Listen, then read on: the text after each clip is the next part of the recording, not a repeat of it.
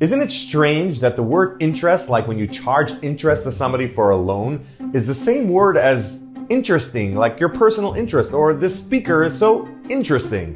Why do we use the same word? So I was looking into the word and I saw that it comes from the Latin word of interest, which means like the interim, like the in-between. And what it means is that when somebody lends money, the charge that he's charging interest is for the fact that he wasn't able to use his money and invest it in between. So that difference is what the borrower pays the lender. But Reb Chaim Shmuel Levitt says that actually the two meanings of the word mean the same thing. When somebody charged interest, it's because of their own self-interest. He explains that this sin of charging interest is actually extremely severe. It is brought down in the Navi Yecheskel that when Yecheskel was talking to people that charged interest, he said, should somebody charge interest and live? Meaning charging interest makes someone liable of the death penalty. It's extremely severe. Why is that?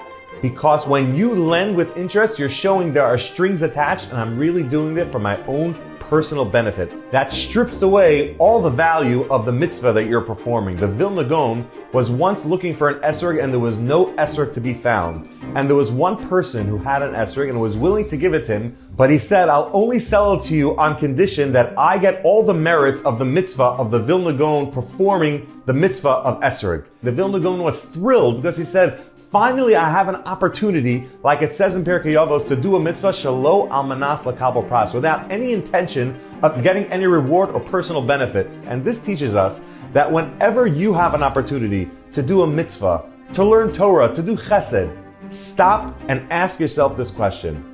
If I put aside any self-interest or any benefit or personal value or gain that I would get out of this, what would I do differently?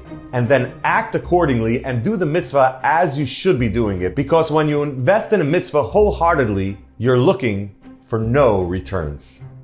Have a great Shabbos.